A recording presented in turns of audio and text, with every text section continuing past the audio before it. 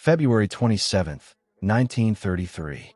23 days after Adolf Hitler became Chancellor of Germany. 9 o'clock in the evening. A fire breaks out in the Reichstag, the German parliament building. Within minutes, the enormous glass dome is engulfed, the debating chamber is destroyed, and a young Dutch communist named Marinus van der Lubbe is found inside with fire-starting materials on his person. Within hours, Hitler has declared a national emergency. Within days, the Reichstag fire decree has suspended civil liberties across Germany. Within weeks, the Enabling Act has made Hitler a dictator. The fire burned for a few hours. The republic it killed never came back. What if I told you that inside that moment, the fire, the fear, the astonishing speed of authoritarian consolidation, there was a story that nobody saw coming? What if I told you that inside every one of the 12 years of the Third Reich, there were moments like that one? Moments when history could have broken differently. Moments when the people inside the machinery of Nazism made choices that still shape the world. Moments that the standard historical narrative skips because they're too uncomfortable, too complicated, or too revealing about how systems of absolute power actually function. Tonight we are going to go through 33 of them. 33 moments inside Nazi Germany that history chose to forget. Not because the evidence does not exist, but because the evidence is inconvenient. Because it complicates the clean narrative. Because it reveals things about human nature, about institutional failure, about the gap between what people knew and what they chose to do, that are easier to leave in the archives than to bring into the room. We're going to drop into chaos. We're going to build tension. We're going to escalate until the weight of what we are examining becomes almost unbearable. And then we're going to sit with it, in the way that the best history asks you to sit with things that do not resolve neatly, that do not end with a lesson you can file away and forget. This is not that kind of history. This is the kind that stays with you. If you're watching this late at night, get comfortable. Let your body settle. Let your breathing slow. The history we are moving through is heavy, but it is also, in the most profound sense, important. Understanding these forgotten moments is not an academic exercise. It is a form of protection. You cannot recognize the warning signs in a system you do not understand from the inside. Tonight, we go inside. Moment 1. The night of the long knives. What Hitler did to his own people first. Most people know the night of the long knives as the moment Hitler turned on the SA. The Sturmabteilung, his own paramilitary brown shirts who had helped him into power, and murdered their leadership in a wave of extrajudicial killings across Germany in the last weekend of June 1934. What most people do not know is the specific detail of how it was done, who else was killed, and what the reaction of the world and the German people actually was. Ernst Röhm, the leader of the SA, was a complicated figure by the standards of the Nazi movement. Openly gay at a time when homosexuality was a criminal offense even within the movement he served, a genuine socialist who took the word socialist and National Socialism seriously, and a man with enough personal loyalty from the approximately 3 million men of the SA to represent a political threat to Hitler's consolidation of power. The German army, the Reichswehr, which Hitler needed for his military ambitions, had made clear that Röhm and his SA were an obstacle. Himmler and Göring, both of whom saw the SA's influence as a threat to their own positions, provided Hitler with fabricated intelligence suggesting Röhm was planning a coup.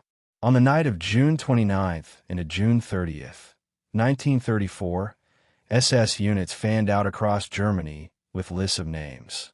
Röhm was arrested at a lakeside resort in Bavaria, where Hitler personally confronted him before leaving him to be shot in his cell when he refused to commit suicide.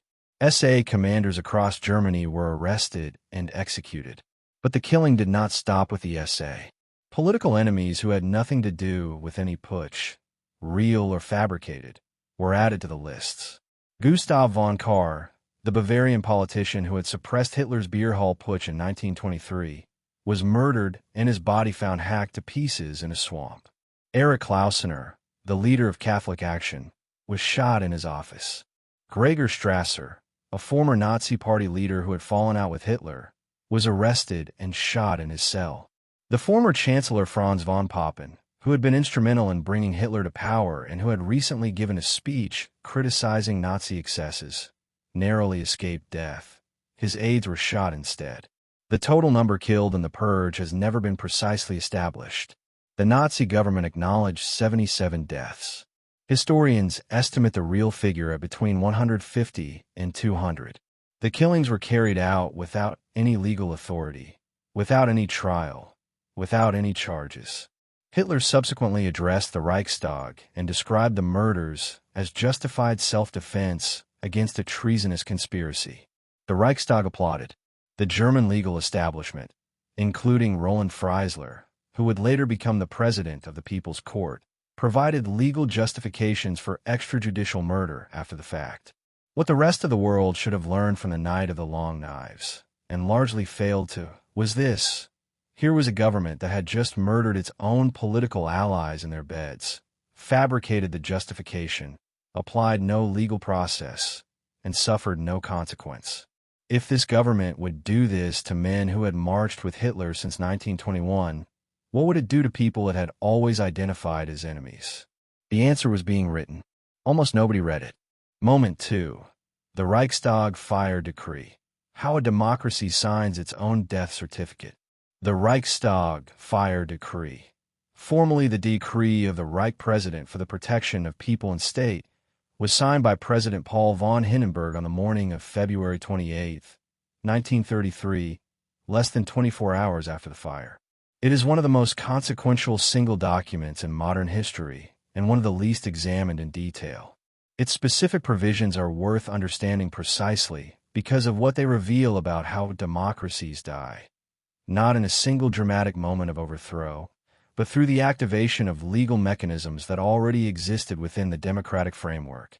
The decree suspended 7 articles of the Weimar Constitution, effectively eliminating freedom of the press, freedom of speech, freedom of assembly, freedom of association, privacy of postal and telephone communications, protection against warrantless search and seizure, and the right to trial before being held in custody. These were not emergency powers invented for the occasion. The Weimar Constitution contained a provision, Article 48, that allowed the president to rule by emergency decree in times of national crisis. This provision had been used extensively by previous governments during the political and economic crises of the Weimar period. What was different now was who was using it and to what end. The morning after the fire, Hitler convened a cabinet meeting at which he presented the draft decree. Hermann Göring, who was Prussian Interior Minister, controlled the Prussian police and had been, according to some historians, directly involved in arranging or at minimum facilitating the fire, described the communist threat in terms designed to generate maximum panic. Hindenburg, the aged former field marshal who had appointed Hitler chancellor while believing he could control him, signed the decree. The cabinet, which contained conservative ministers who had believed they could contain Hitler, approved it.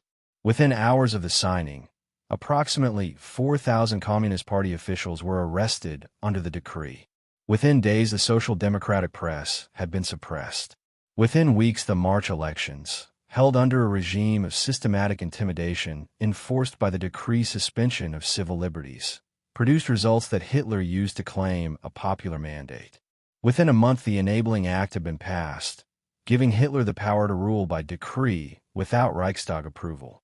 The Reichstag Fire Decree made all of this possible, and it was signed by a legally constituted president, on the advice of a legally constituted cabinet, under a provision that was part of the legally constituted constitution of a democratic republic. The moment that history chose to forget is not the fire itself. That is taught in every school. The moment that is forgotten is the specific detail of how quickly and how completely a democratic legal system can be turned against itself when the people holding the mechanisms of power choose to do so. The Weimar Constitution did not fail because it was poorly designed. It failed because the people who were supposed to defend it decided not to. That is a different lesson, and it is a lesson that applies wherever democratic institutions exist. Moment 3. The boycott of April 1st, 1933. The day Germany practiced what was coming. On April 1st, 1933, 63 days after Hitler became chancellor, the Nazi government organized the first nationwide boycott of Jewish-owned businesses, doctors, lawyers, and other professionals in Germany. SA men in uniform stood outside Jewish businesses with signs reading Germans, "Do not buy from Jews." The Star of David was painted on shop windows. Jewish professionals found signs on their office doors. The boycott was presented as a response to international Jewish pressure on Germany, a retaliatory measure against what Nazi propaganda described as a foreign Jewish conspiracy to damage Germany's reputation abroad. The boycott was, in historical terms, a dress rehearsal. It tested the infrastructure of anti-Jewish action, the ability of the state to organize nationwide coordinated activity against a specific population, the willingness of the police to enforce rather than prevent the intimidation, the reaction of the German public and the international community. What it found, on all three counts, was that the infrastructure worked, the police complied, and neither the German public nor the international community generated consequences serious enough to deter further action. The German public's reaction to the boycott was more complicated than either the Nazi propaganda or the post-war mythology of widespread public horror suggests. There was resistance. Some Germans publicly patronized Jewish businesses, some entered shops past the SA guards, some expressed private disgust. But the majority of the population either passively accepted the boycott or used it as an opportunity. Jewish-owned businesses that had been closed by the boycott or that subsequently failed due to the hostile environment created around them were acquired by non-Jewish Germans, often at prices that reflected the coerced nature of the sale. The economic benefit of anti-Semitic persecution to the non-Jewish German population was not incidental. It was structural. It created constituencies for continued persecution. The international reaction was muted. The United States, Great Britain, and France issued no formal diplomatic protests. American Jewish organizations were divided about whether to advocate loudly, risking providing fuel for Nazi claims of international Jewish conspiracy, or to work quietly through diplomatic channels. The Nazi government read the international non-response accurately. The persecution of German Jews was not going to produce consequences serious enough to require modification. Within 2 years, the Nuremberg laws had stripped German Jews of citizenship. The boycott had been the first test. The test was passed. Victor Klemperer, the Dresden philologist whose wartime diaries are among the most extraordinary documents of the Nazi period, recorded in his journal for April first a mixture of fear, humiliation, and a kind of incredulous observation that this was actually happening in Germany in 1933 to people who had lived there for generations. That particular form of disbelief, the inability to reconcile the sophisticated country one knew with the barbarism it was demonstrating, is one of the most human responses in the historical record, and it is one of the most dangerous because it delayed appropriate response. Moment 4. The burning of books. What the bonfires were actually burning. On the night of May 10, 1933, in university towns across Germany, students organized by the Deutsche Studentenschaft, the German student union, which had been taken over by the Nazi movement, gathered in public squares and burned books. The images from Berlin's Opernplatz are the most famous. A massive bonfire in front of the Opera House, students in Nazi uniforms throwing volumes into the flames, and Joseph Goebbels delivering a speech in which he declared that the era of extreme Jewish intellectualism was now at an end. The books that burned were not chosen randomly. The Deutsche Studentenschaft had compiled lists, the 12 Theses against the un-German spirit, published weeks before the burnings, provided the ideological framework, and specific lists of books and authors were distributed to student organizations. The targets included the works of Karl Marx, Sigmund Freud, Magnus Hirschfeld, Heinrich Heine, Erich Maria Remarque, Bertolt Brecht, Kurt Tucholsky, and hundreds of others. The criterion was a combination of Jewish authorship, Marxist ideology, pacifism, sexual liberalism, and anything else defined as antithetical to the German spirit. What history chose to forget about the book burnings is the specific response of the German academic establishment. The book burnings were organized by students, but they took place with the cooperation, and in some cases the enthusiastic participation, of university administrations that had spent decades cultivating reputations for intellectual seriousness. The rector of the University of Berlin, Eugen Fischer, a racial biologist whose work had directly influenced Nazi racial ideology, attended the Berlin burning. German professors who had built careers on the intellectual traditions being burned watched in silence or approval. The institutional failure of the German university system in 1933 is one of the clearest examples of how quickly professional and intellectual communities can be captured by political movements that offer them status and resources. Heinrich Heine had written in 1820, in a play set in medieval Spain during the Inquisition, where they burn books, they will ultimately burn people also. His works were among those in the bonfire in 1933. The line was cited repeatedly by observers at the time who recognized its prophetic quality. The observation that book burning is a precursor to the burning of people was not unavailable to the people watching the bonfires in 1933. It was a well-known literary quote from a well-known German author. The people who watched chose to interpret it as metaphor. It was not metaphor. The international reaction to the book burnings was, again, inadequate to the scale of what they represented. They were covered in the international press. They were condemned by writers and intellectuals in the United States, Britain, and elsewhere. American PN organized protests. None of it produced any consequence for the Nazi government. The lesson was the same lesson that the April boycott had taught. The persecution of German Jews and the destruction of German intellectual culture would not produce international consequences. The escalation continued. Moment 5. The sterilization program. 400,000 people nobody talks about. On July 14, 1933, exactly 2 months after the book burnings, the Nazi government passed the law for the prevention of hereditarily diseased offspring. The law mandated compulsory sterilization for people diagnosed with a range of conditions defined as hereditary: congenital mental deficiency, schizophrenia, manic depressive insanity, hereditary epilepsy, Huntington's chorea, hereditary blindness, hereditary deafness, severe hereditary physical deformity, and severe alcoholism. Hereditary health courts, special tribunals staffed by 2 physicians and a judge, were established to process applications for sterilization, which could be filed by the individual, their legal guardian, or their physician. Between 1934 and 1945, approximately 400,000 people were forcibly sterilized under this law. Of these, approximately 5,000 died from complications of the procedure. The law was administered with bureaucratic thoroughness. Case files were compiled, hearings were held, appeals were processed. The medical procedures were performed in state hospitals by licensed physicians who considered themselves medical professionals carrying out legal procedures.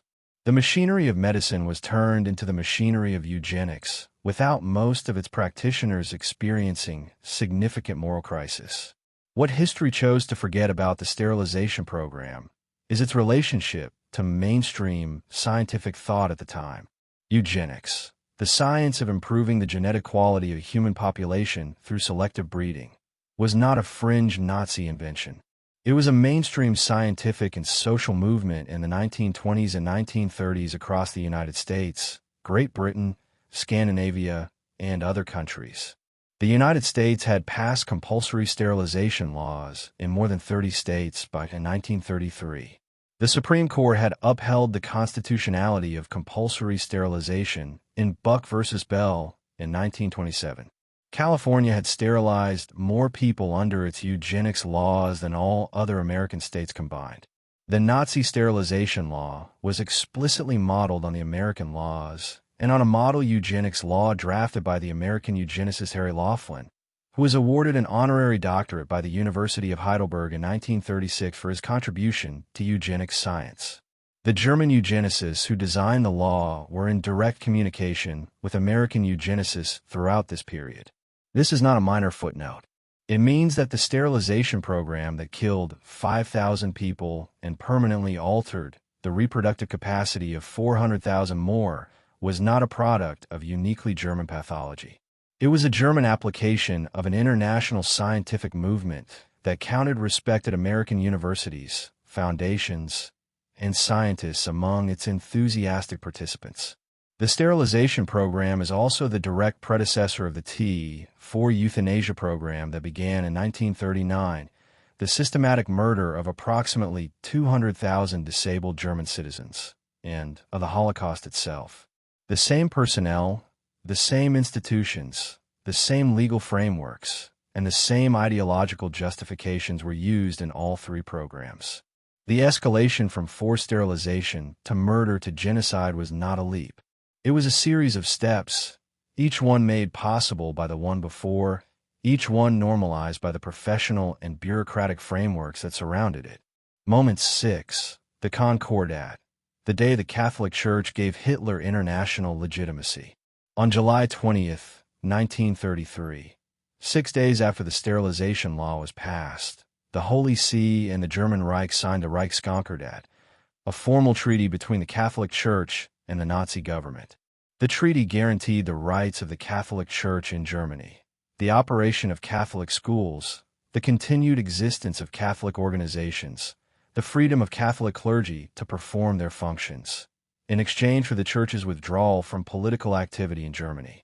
Cardinal Secretary of State Eugenio Pacelli, who would become Pope Pius XII in 1939, negotiated the treaty for the Vatican. The Reichskonkordat was the first international treaty signed by the Nazi government with a foreign power. Its significance extended far beyond its specific provisions. It conferred on the Hitler government a degree of international legitimacy that no other foreign power had yet been willing to provide. The Holy See was not a nation-state in the conventional sense, but its diplomatic recognition of any government carried enormous weight, particularly with the approximately 22 million Catholics in Germany whose political behavior the Church might have influenced differently had it maintained the independence of the Center Party, which had dissolved as part of the Concordat negotiations.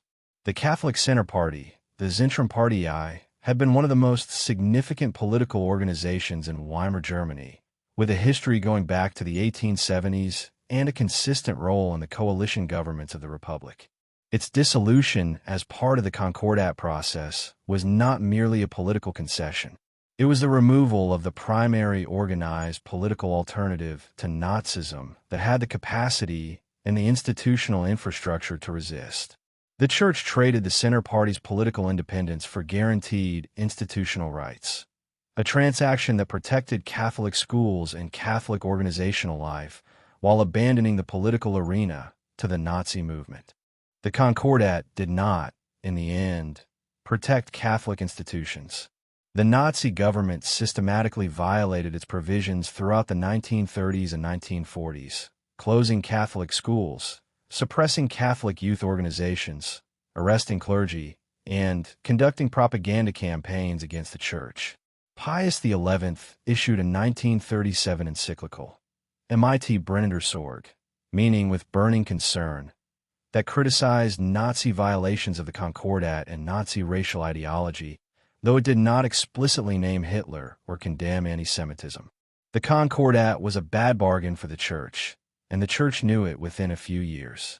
What history chose to forget is the specific moment in 1933 when the choice was made, when the Vatican calculated that institutional preservation was worth the price of political withdrawal and international legitimacy for a government that had, in the preceding 6 months, suspended civil liberties, organized a nationwide boycott of Jewish businesses, burned books, passed a sterilization law, and destroyed the Weimar political system.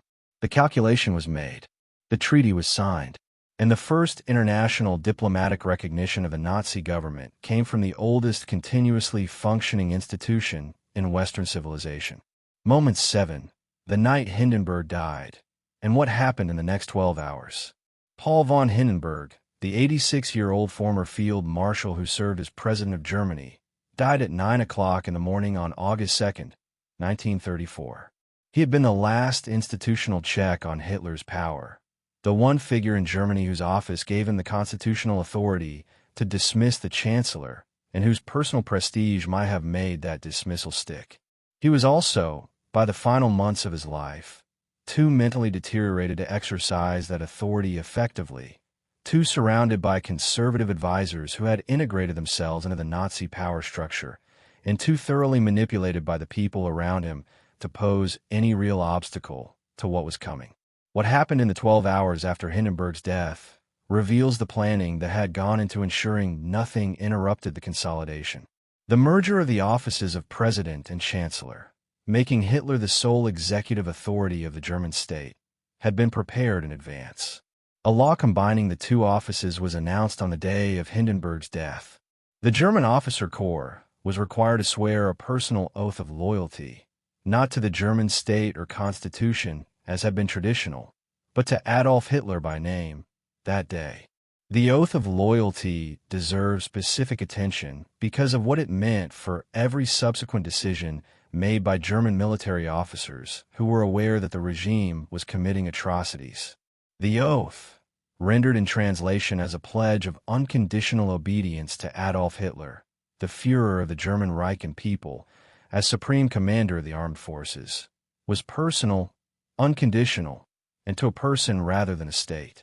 Officers who subsequently became aware of or participated in atrocities could and did justify their continued service by reference to this oath. The deliberate design of a personal loyalty oath rather than an institutional one was not an accident. It was a mechanism for binding the officer corps to Hitler's person in a way that made individual resistance psychologically and legally more difficult. Hindenburg had left behind a political testament that, according to those present at its writing, urged continued cooperation between the Nazi government and the conservative nationalist tradition. Whether this testament accurately reflected his final views or was manipulated by those who had controlled his environment in his final months has been disputed. What is established is that it was released publicly in a form that lent Hindenburg's final authority to the legitimization of the regime. The last conservative check on absolute power was converted, even in death, into a tool of that power. 12 hours after Hindenburg's death, Germany had its first Führer. The Weimar Constitution was not formally suspended. It was simply rendered irrelevant by the elimination of the office that had been its last point of enforcement. German democracy did not end with a bang. It ended with a death announcement. A law passed while a country was absorbing news of the death of an elderly man, and an oath sworn by officers who told themselves they had no choice. Moment 8. The Saar plebiscite, when 90% of people chose Nazism freely. The Saar territory, the coal-rich region on the French-German border that had been placed under League of Nations administration after the First World War, held a plebiscite on January 13, 1935, to determine its future: remain under League of Nations administration, join France, or rejoin Germany. The result was unambiguous. Approximately 90.8% of eligible voters chose reunion with Germany. The League of Nations returned the Saar to German sovereignty in March 1935. The Saar plebiscite is one of the moments that the standard historical narrative finds most uncomfortable, because it directly confronts the popular legitimacy of the Nazi regime at a point when its nature was clear. The plebiscite was conducted under League of Nations supervision, with international observers present, in a territory that had been administered separately from Germany since 1920. The Saar's population had had 15 years of access to a political environment outside Nazi control, had watched the Nazi seizure of power from across the administrative border, and had chosen, by 901, to be part of Nazi Germany. The choice was not purely ideological. Nationalist sentiment, the desire to be part of Germany rather than under international administration or French control, was the primary driver for many voters who were not Nazis, but who identified as German nationalists. The communist and social democratic organizations in the Saar campaigned for League of Nations administration and received approximately 8.8% of the vote. The economic case for reunion with Germany, which was recovering from the Depression faster than France, was also significant. But the uncomfortable reality remains. In January 1935, with the Night of the Long Knives 6 months in the past, with the book burnings nearly 2 years past, with the boycott of Jewish businesses nearly 2 years past, With the full nature of the Nazi regime visible to anyone reading the international press, approximately 477,000 people chose to place themselves under that regime rather than any alternative. The claim that the German population was uniformly terrorized into compliance, that they had no knowledge of what Nazism represented, and that they were victims of a regime they had not chosen. This claim is complicated, though not destroyed, by the SAR result. What history chose to forget is how it was used. By the Nazi government as evidence of popular legitimacy, by international observers as a reason to continue engaging with the Hitler government as a normal diplomatic interlocutor, and by conservative politicians in Britain and France as an argument that the Treaty of Versailles had been unjust and that Germany's legitimate grievances deserved accommodation. The plebiscite result fed directly into the appeasement logic that would produce Munich in 1938. Moment 9. The Rhineland remilitarization. The bluff that changed everything.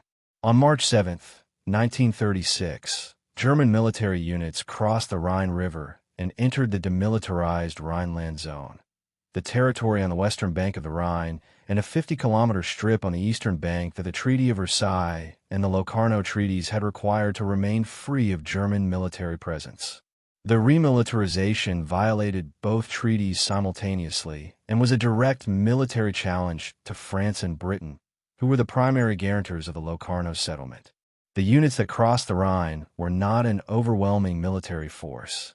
Hitler had committed approximately 22,000 troops, lightly armed, and with explicit orders to retreat if French forces responded with military action.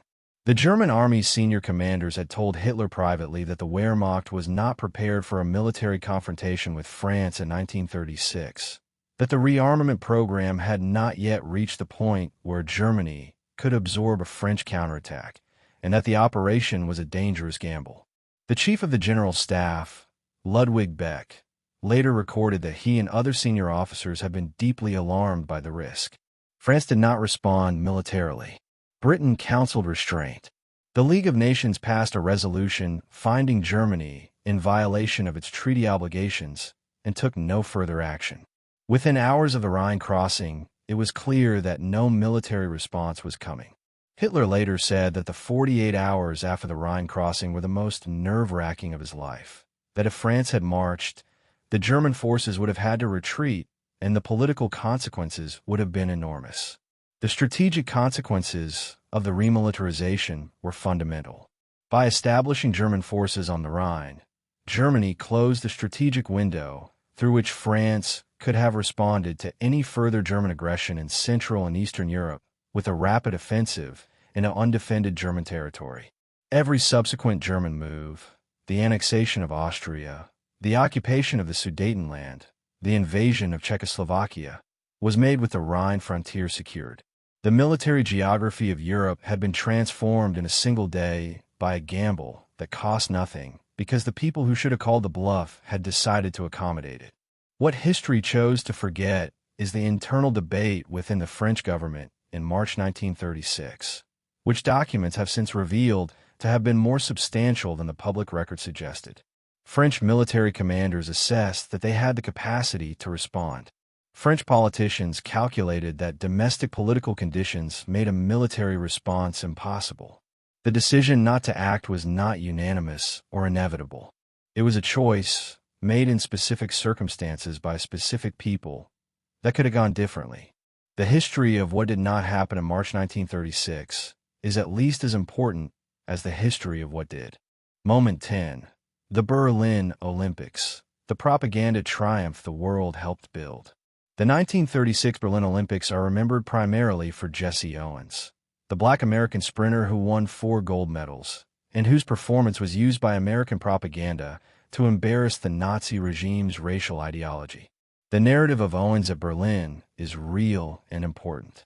It is also incomplete because the dominant story of the 1936 Olympics is not the story of its most famous athlete. It is the story of how the most comprehensively and visibly anti-Semitic government in the world at that moment used the international sporting event it hosted to achieve the largest propaganda success of the Nazi period. With the active, enthusiastic cooperation of the international athletic and political communities. The International Olympic Committee had awarded the 1936 Games to Germany in 1931, before Hitler came to power.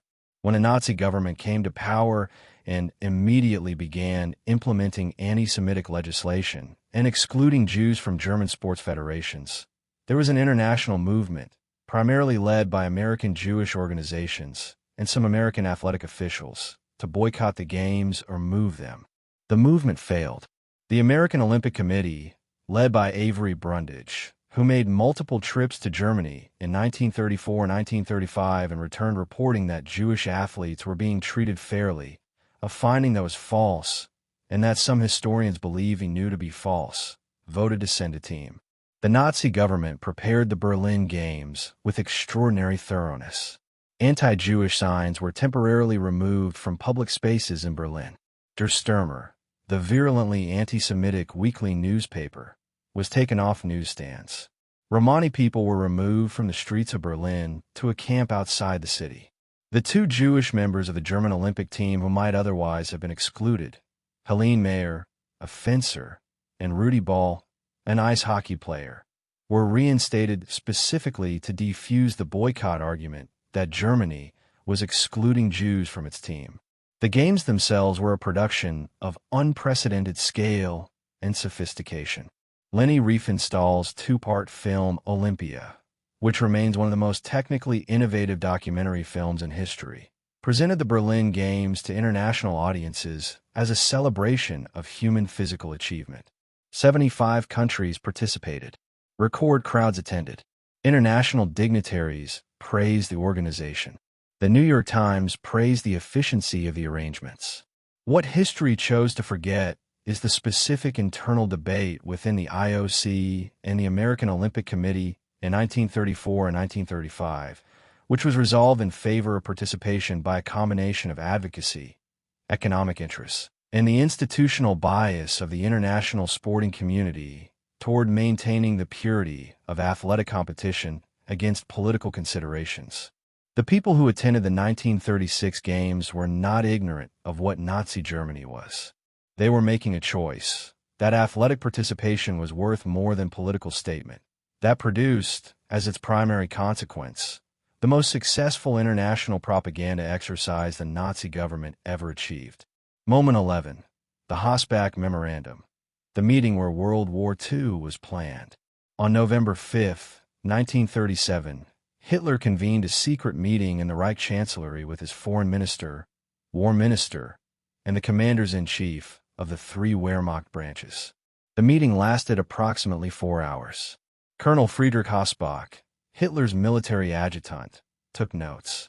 The document he produced, the Hossbach Memorandum, was introduced at Nuremberg as evidence of premeditated aggressive war and is one of the most significant diplomatic documents of the 20th century.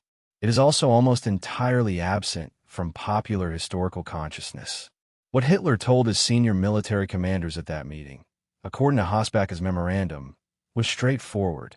Germany's future required the acquisition of Lebensraum, living space, in Central and Eastern Europe. This acquisition would require force. Hitler calculated that the window for this expansion was between 1943 and 1945, after which German rearmament would have peaked relative to the rearmament programs of potential adversaries. The specific targets were Austria and Czechoslovakia. Hitler anticipated that France and Britain would not respond militarily to either. The reactions of the military commanders present reveal the tension that existed between Hitler and elements of the professional military establishment.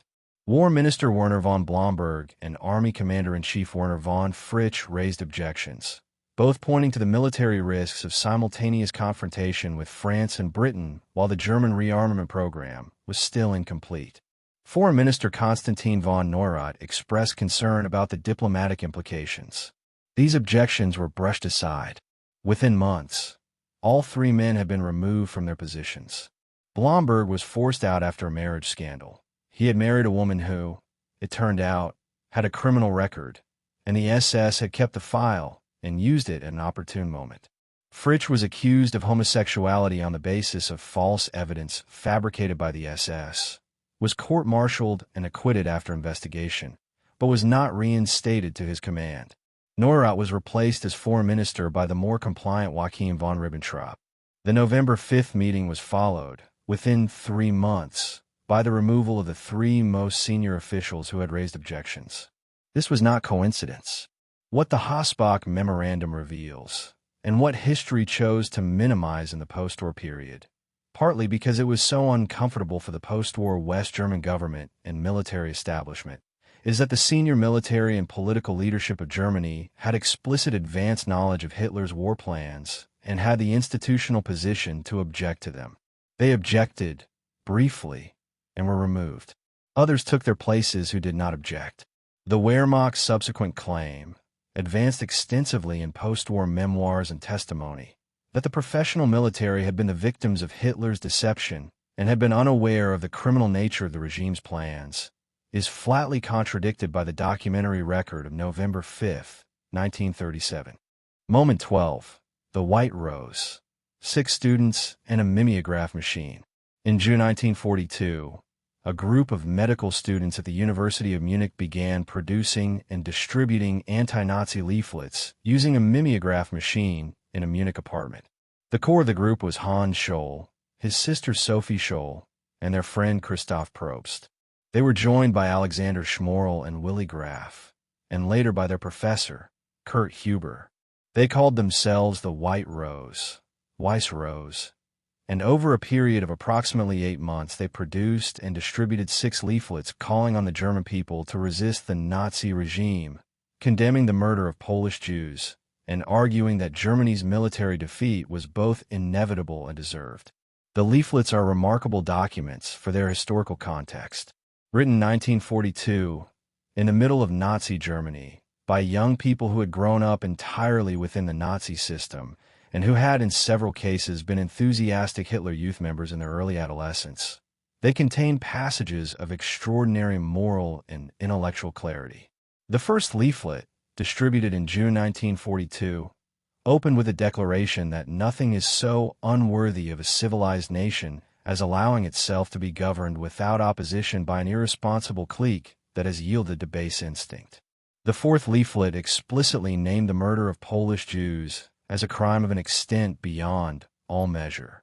On February 18, 1943, Hans and Sophie Scholl brought a suitcase full of the 6th leaflet to the University of Munich and distributed copies in the corridor outside lecture hall doors. As lectures ended and students emerged, they had a quantity remaining. Sophie pushed the remaining copies off a balcony into the atrium below. A university maintenance worker observed this and reported them to the Nazi authorities. They were arrested within hours. The trial was held before the People's Court under Roland Freisler, the screaming, robe-waving judge whose courtroom was designed as a theater of humiliation rather than a venue for justice. Hans Scholl, Sophie Scholl, and Christoph Probst were convicted on February 22, 1943, and guillotined the same afternoon.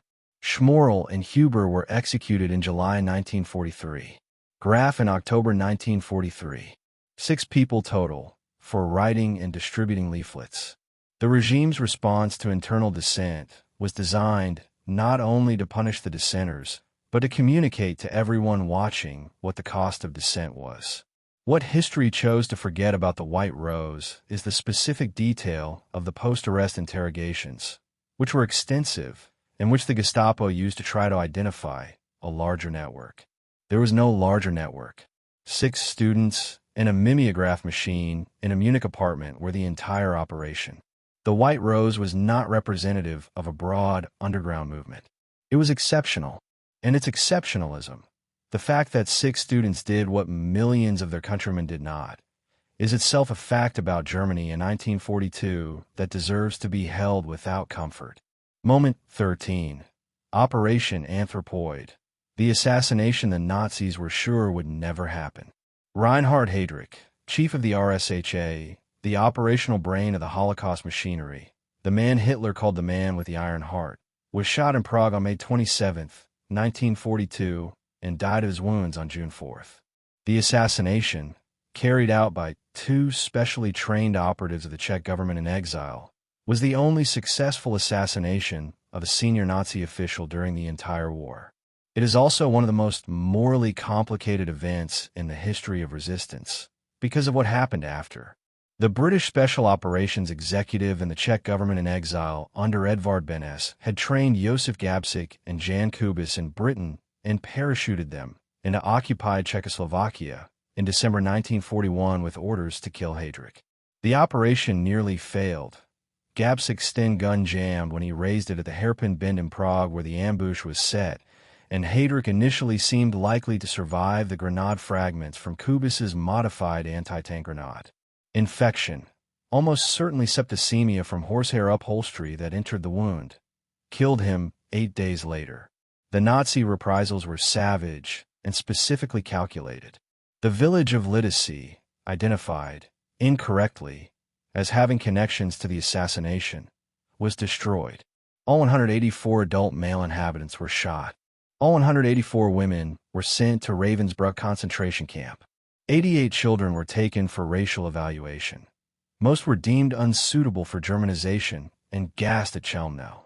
The village was burned to the ground, the ruins bulldozed, and the site seeded with grain until it appeared as if the village had never existed. A second village, Lizaki, which had actually been used as a radio transmitter location, was also destroyed. In total, the Nazi reprisals for the assassination killed approximately 5,000 Czech civilians. Gabčík, Kubis, and the other paratroopers who had taken shelter in the crypt of the Cathedral of Saints Cyril and Methodius in Prague were betrayed by Karel Kurta, one of their own team, who went to the Gestapo in exchange for money and a new identity. On June 18, 1942, SS and police units surrounded the cathedral. The paratroopers fought a 7-hour battle before the SS pumped water into the crypt and the survivors died, either from wounds or by suicide to avoid capture. The moral complexity that history chose to minimize is the question of whether the assassination was worth its cost.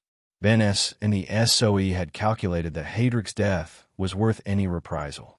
The Czech resistance organizations inside Czechoslovakia had, before the assassination, sent messages to London explicitly requesting that the operation be cancelled on the grounds that the reprisals would be catastrophic and that they, not London, would bear the cost. They were right. The calculation was made by people who were not going to be in Lidice when the SS arrived. The people who were in Lidice paid for it with their lives. Moment 14. The Sonderkommando photographs. 4 images taken from inside a gas chamber. In August 1944, a member of the Auschwitz Sonderkommando, the prisoner unit forced to remove bodies from the gas chambers, extract gold teeth, shear hair, and load corpses into the crematoria, smuggled a small camera into the Auschwitz II-Birkenau extermination facility, and took 4 photographs. 2 show women undressing outside the gas chamber of Crematorium V, moments before they would be forced inside and killed. 2 show bodies of murdered prisoners being burned in open pits adjacent to the crematoria. The pits being used because the killing rate in the summer of 1944, at the peak of the Hungarian deportations, had overwhelmed the capacity of the crematoria. The photographs were smuggled out of the camp inside a tube of toothpaste, passed to the Polish resistance, and eventually transmitted to the Polish government in exile in London. These are the only photographs known to have been taken from inside the killing area of an operating Nazi extermination facility. They exist because a human being whose name was known to the Polish resistance, but who took his identity with him into the Sonderkommando revolt of October 1944, where he died, decided that documentation was worth the risk of the death that would certainly follow discovery. The camera was provided by a Polish resistance member who managed to pass it through the camp perimeter through contacts. The act of taking the photographs and getting them out required cooperation across multiple individuals inside and outside the camp, each of whom was risking immediate execution. The photographs are technically poor, taken furtively at odd angles, in conditions of extreme danger by someone who was not a photographer and could not pause to compose or focus. Their technical quality is their historical credential. No stage photograph would look like this. The awkward angle of the gas chamber exterior photograph, taken from inside a doorway with a frame partially blocking the view, is the angle of a person trying to be invisible while doing something that would kill him if seen. What history chose to forget about the Sonderkommando photographs is the specific context of how the Sonderkommando members lived and what they knew. They were, in the main, Jewish prisoners, selected from arriving transports for their physical strength, who were told they would be kept alive in exchange for their labor. They knew what they were doing. They knew where the people whose bodies they handled had come from. They were periodically murdered and replaced to limit the number of people with knowledge of the operation. The Sonderkommando revolt of October 7th, 1944, in which the Sonderkommando rose simultaneously, killing several SS guards and blowing up crematorium, with explosives smuggled into the camp by women working in a munitions factory, was the largest act of armed resistance inside an extermination facility in the history of the Holocaust. All of the participants died. The photographs were not published or widely distributed during the war. They were received by the Polish government in exile and by Allied intelligence, filed, and set aside. They were not shown to the public in any systematic way until the post-war period. The 4 images that could have confirmed for any skeptical viewer in 1944 what was happening at Auschwitz were held in files while 437,000 Hungarian Jews were deported to Auschwitz in the months following their creation. This is not a minor archival detail. It is a specific decision, or rather, a specific series of non-decisions, about whether to use available evidence to make a political or military case for intervention. The decision was made not to. Moment 15. The Wannsee Protocol, the copy that survived by accident. The Wannsee Conference of January 20th, 1942, has been discussed in several of the previous videos in this series. What has not been examined is the specific story of how the protocol, the documentary record of the conference, survived, and what that story reveals about how close the historical record of the Holocaust's administrative coordination came to being entirely destroyed. 30 copies of the Wannsee Protocol were produced and distributed to the relevant government ministries and SS departments. After the war, Allied investigators searched extensively for documentary evidence of the conference and found nothing. Then, in March 1947, an American investigator named Robert Kempner found a single copy, copy number 16, in the files of the German Foreign Office. It had been misfiled, missed in the destruction of documents that had claimed the other 29 copies, and preserved by the specific accident of bureaucratic disorder. The protocol that Kempner found is 15 pages long. It was drafted by Adolf Eichmann and edited by Heydrich before distribution. In the clipped, bureaucratic language characteristic of Nazi administrative documents, it describes the evacuation, the euphemism used throughout, of approximately 11 million Jews across Europe, country by country, in a table that lists each country's Jewish population. It discusses the logistics of the operation, the role of different government departments, and the treatment of edge cases, mischlinge of the first and second degree, Jews and mixed marriages. It does not use the word murder or kill. It does not need to. The people in the room knew what evacuation meant. The survival of copy number 16 transformed the Nuremberg evidence base. Without it, the prosecution's documentary case for the coordination of the final solution at the highest levels of the German government would have been significantly weaker. With it, the organizational structure of the genocide was documented in a document produced by the perpetrators themselves, in their own language, for their own administrative purposes. No one at Wannsee was preparing a document for future prosecution. They were preparing an administrative record. The administrative record survived and became the most important single piece of documentary evidence of the Holocaust's centralized organization. What history chose to forget is the fragility of the entire evidentiary record. The Holocaust was the most thoroughly documented genocide in history, partly because of the German bureaucratic culture of record-keeping, and partly because the war ended before the record destruction program could be completed. Had the war ended differently, had the Allies arrived 6 months later, the documentary record might have been vastly thinner.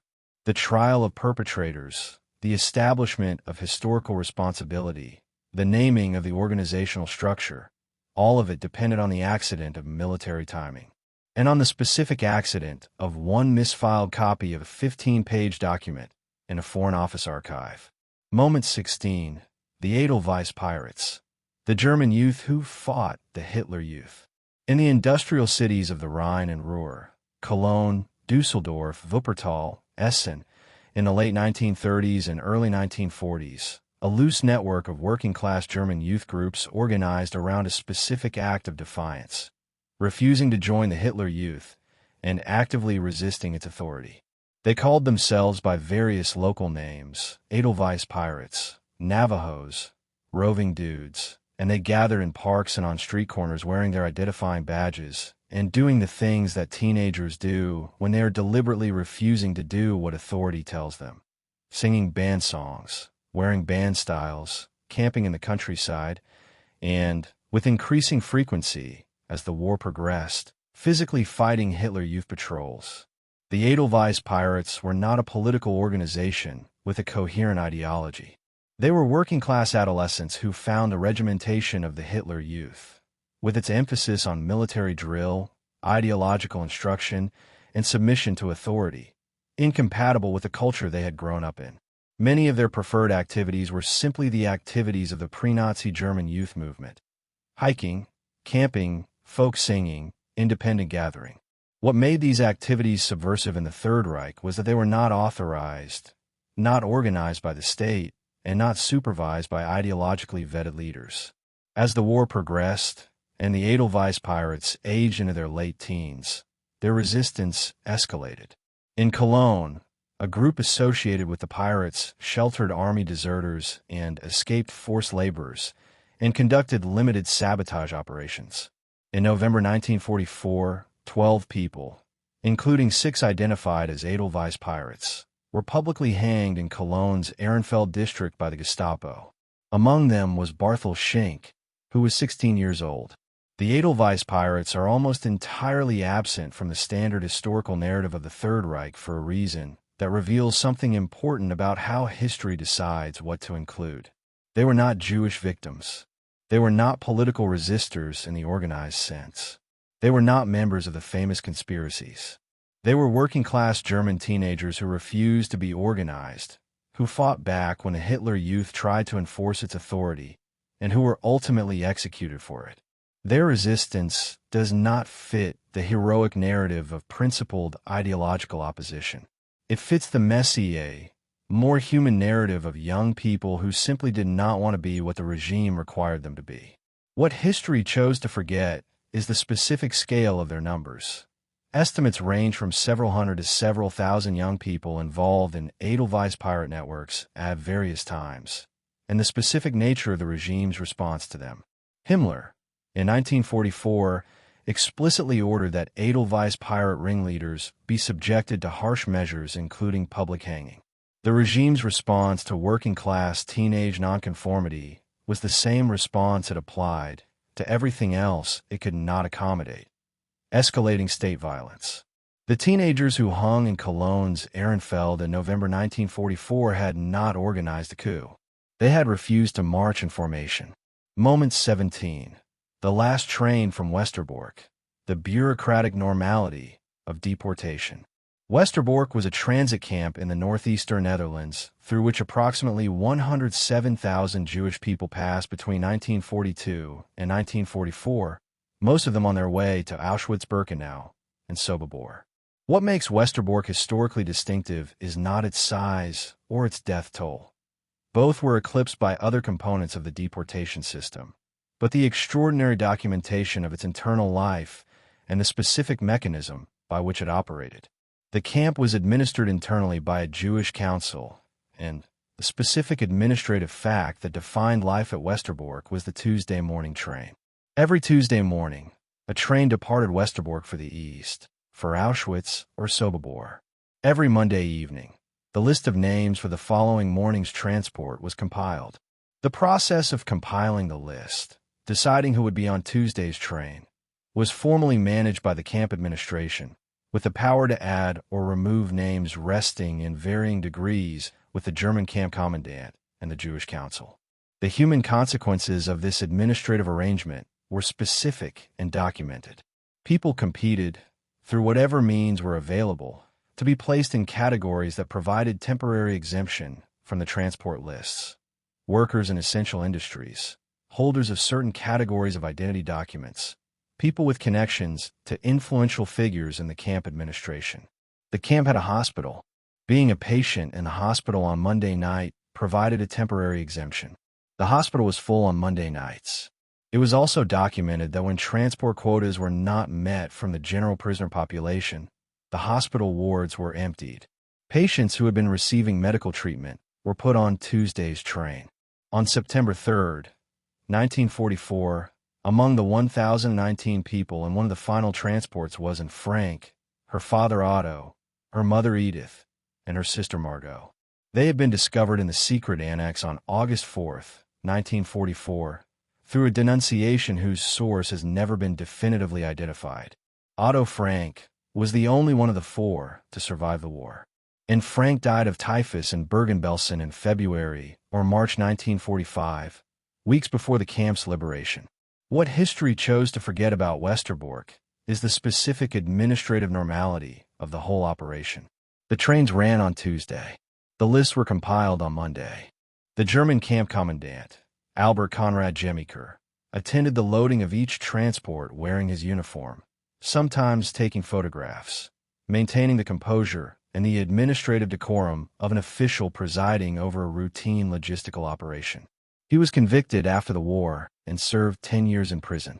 He described himself as a camp administrator who had no knowledge of what happened at the other end of the train line. The trains ran on Tuesday. The paperwork was filed. The reports were submitted. The administrative normality of the deportation system is not the least disturbing thing about it. It is among the most. Moment 18. Kristallnacht, the night the world saw and did nothing.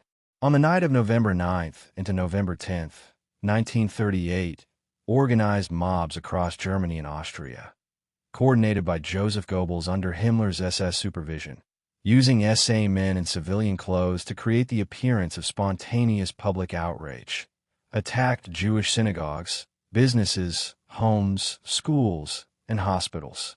Approximately 7,500 Jewish businesses were destroyed. Approximately 1,400 synagogues were burned. At least 91 Jews were killed during the night, though historians estimate the actual death toll was considerably higher. Approximately 30,000 Jewish men were arrested and sent to concentration camps. The broken glass that covered the streets of German cities the following morning gave the pogrom its name. Kristallnacht, the night of broken glass. The pogrom was triggered by the assassination of a German diplomat in Paris, Ernst von Rath, shot by Herschel Greenspan, a 17-year-old Polish-Jewish youth whose family had been among thousands of Polish Jews expelled from Germany in late October and dumped at the Polish border in conditions of considerable brutality.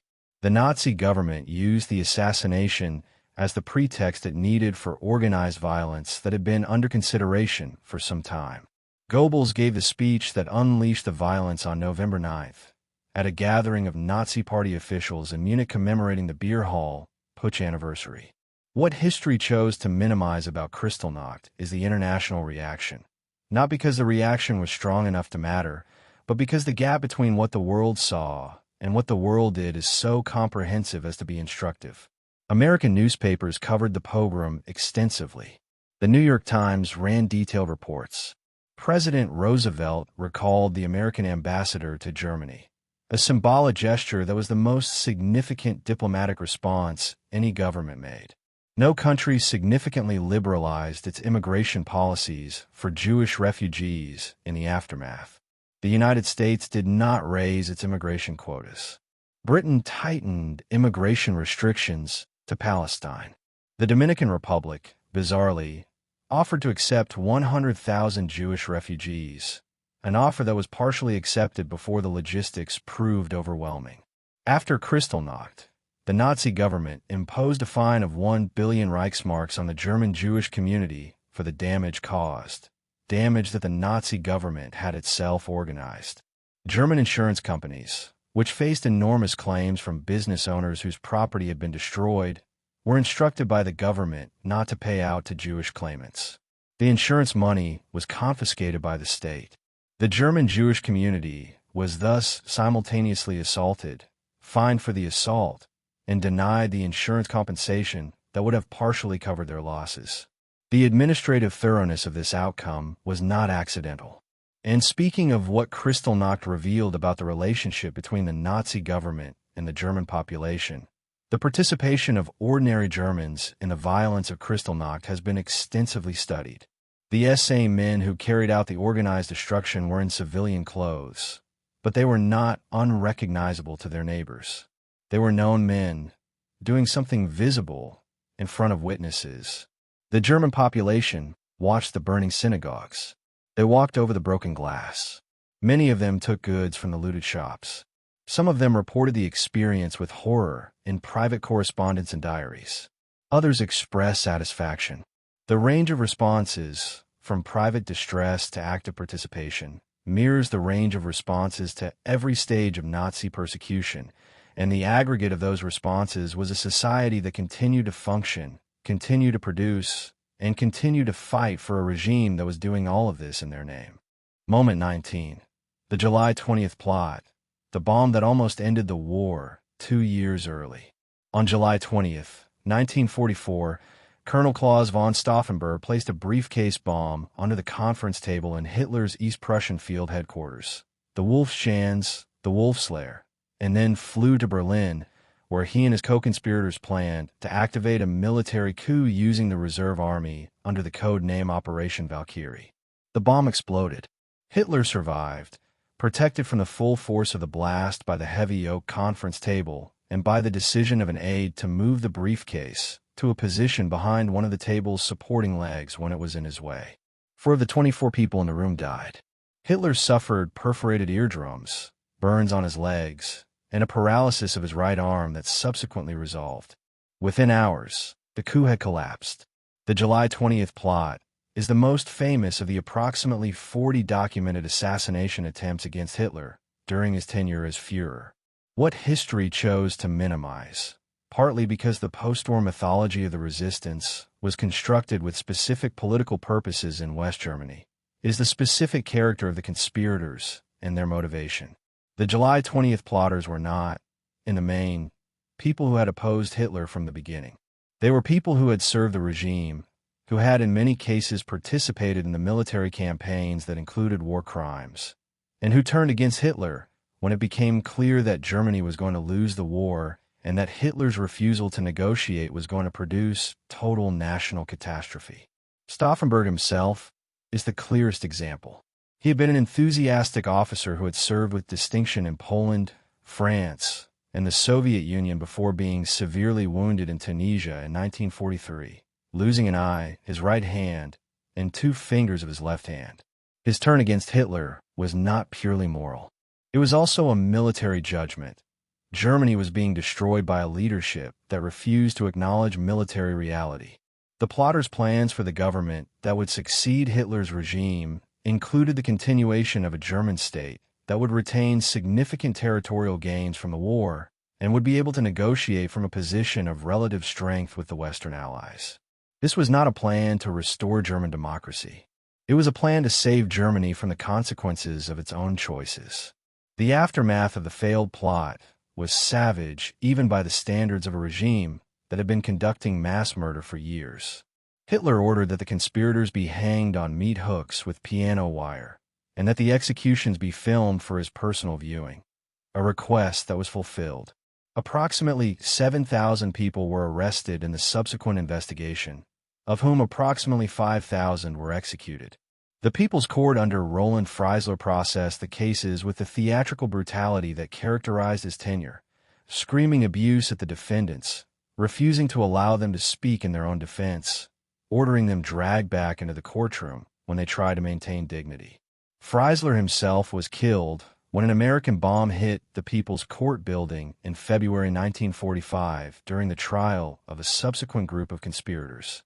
What history chose to forget is the specific moment when the coup collapsed, not the bomb's failure, But what happened in Berlin in the hours after the explosion, when Stauffenberg and his co-conspirators in the Benler block, Berlin's military headquarters, were attempting to activate Operation Valkyrie? The coup required the cooperation of military commanders throughout the Reich and in the occupied territories. Many of them waited to see what happened before committing. When it became clear that Hitler was alive, most of them chose the living Hitler over the dead conspiracy. The coup did not fail only because the bomb failed to kill Hitler. It failed because the men who would have been needed to sustain it prioritized their personal safety and their institutional loyalty over the moral case for ending the regime. Moment 20. The Warsaw Ghetto Uprising. 27 days that embarrassed a regime. By the spring of 1943, the Warsaw Ghetto had been reduced from a peak population of approximately 400,000 people to fewer than 60,000.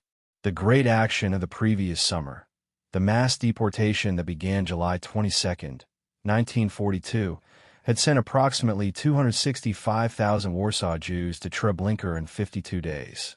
The Jewish Combat Organization, the ZOB, founded 6 days into the deportations by Mordecai Anielewicz and a group of young resistance fighters, had used the following months to acquire weapons, build bunkers, and prepare for what they knew would be the resumption of deportations in the spring.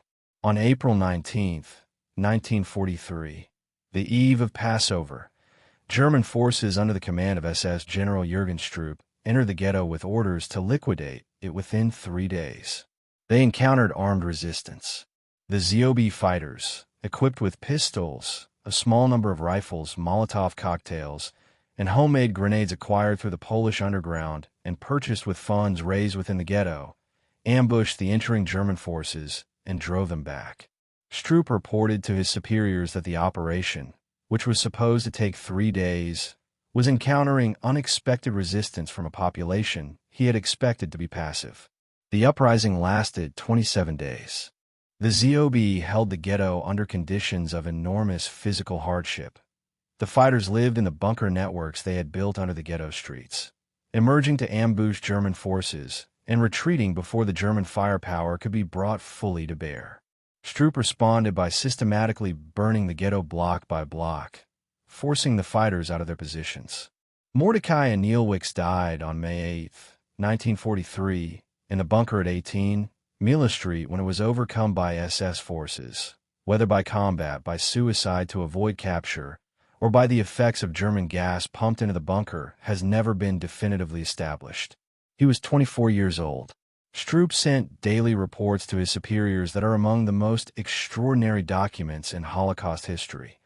Operational summaries of a military campaign against a ghetto population armed with pistols, written in the language of a commander describing a serious military engagement. He was subsequently executed by the Polish government in 1952, having been convicted by a Polish court. His bound report, "The Warsaw Ghetto is No More," was produced as a leather-bound commemorative volume for Himmler and was subsequently used as evidence at Nuremberg. What history chose to minimize about the Warsaw Ghetto uprising is the specific significance of its duration.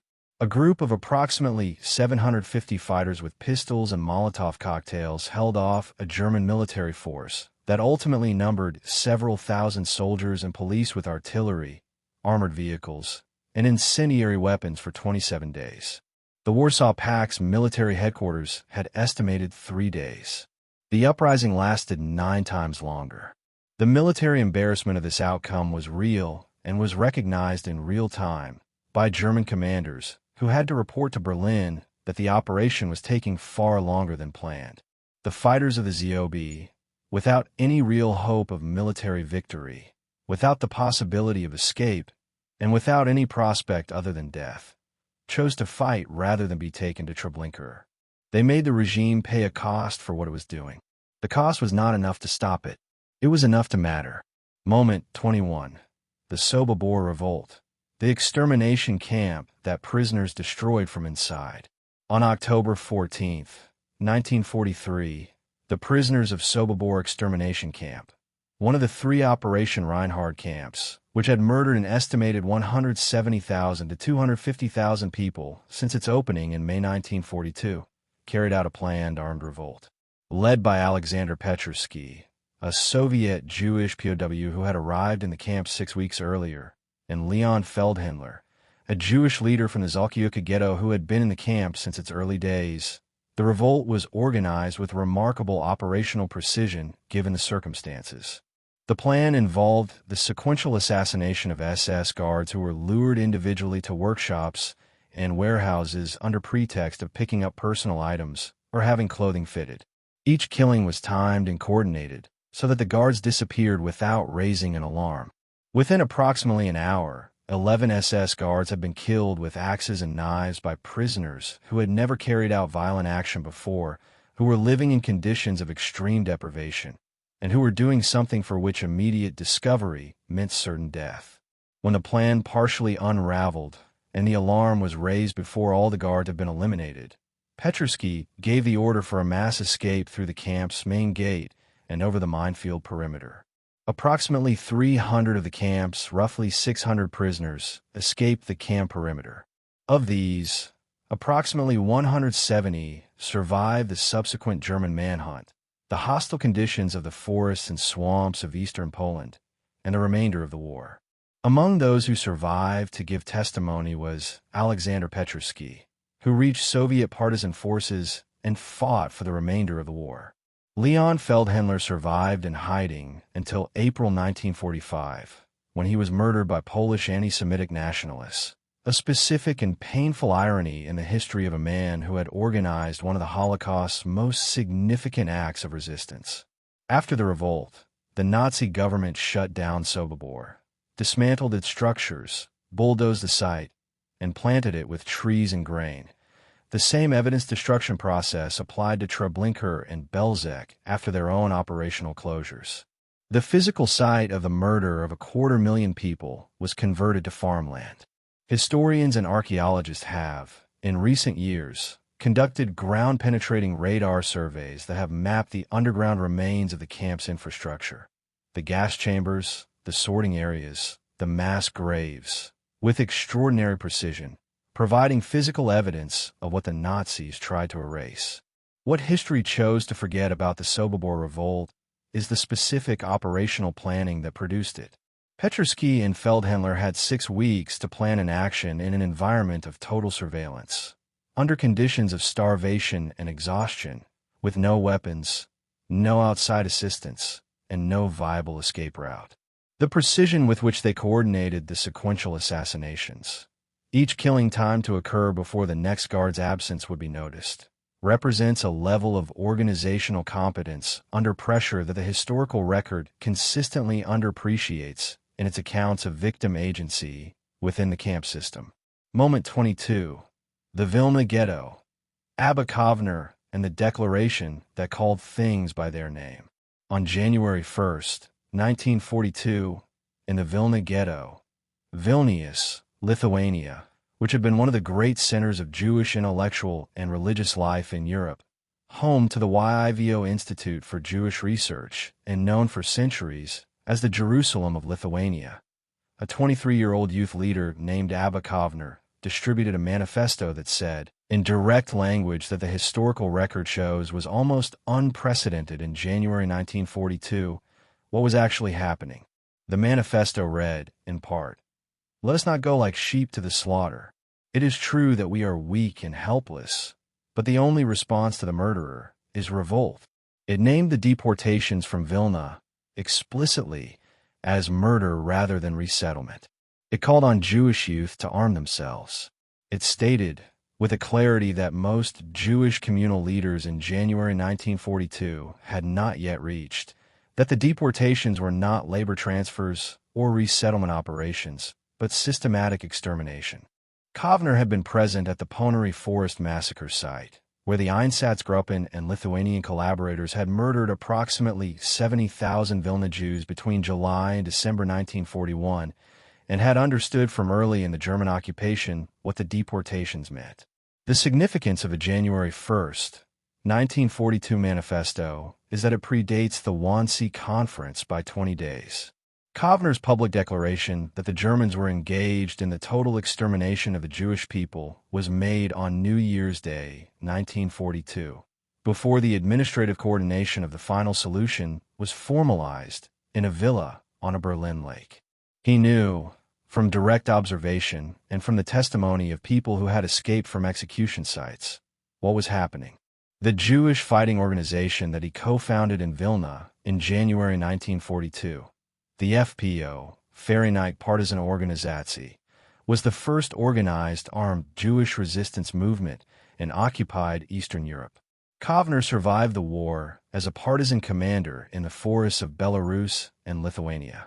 After liberation, he became involved in an organization called Nakum, Revenge in Hebrew, which planned mass retaliation against the German population for the Holocaust, including a plan to poison the water supply of several German cities. The plan was never successfully executed, though a partial action, the poisoning of bread in a POW camp that sickened but did not kill several hundred former SS guards, was carried out in 1946.